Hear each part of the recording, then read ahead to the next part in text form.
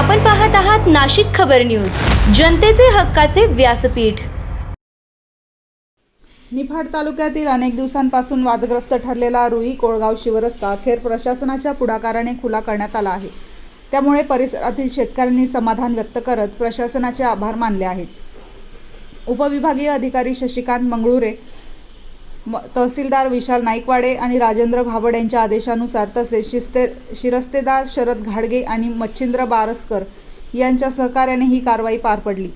मंडळ अधिकारी जयंत लिलके यांनी शेतकऱ्यांना शिवरस्ता खुला करून देण्याचे महत्त्व समजावून सांगत, निमतादार शशिकांत बैरागी यांनी दाखवलेल्या हद्दी खुणानुसार पोलीस बंदोबस्तात रात्री 9 वाजेपर्यंत रस्ता खुला करण्याचे काम पूर्ण केले।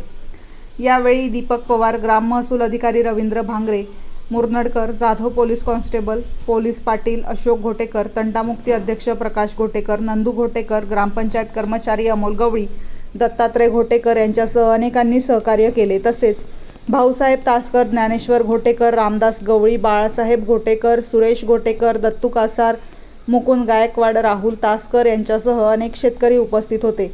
दरम्यान विष्णुनगर डोंगरगाव शिवरस्त्याच्या मोजणी झालेल्या भागाच्या हद्दी खुणा दाखवण्याचे कामही मंडळ अधिकारी संतोष डुमरे, भूकरमापक रुपेश पाटील, कृती समिती सदस्य विजय दरेकर, तंटामुक्ती अध्यक्ष ज्ञानेश्वर देसले आणि स्थानिक शेतकऱ्यांच्या उपस्थितीत पूर्ण करण्यात आले।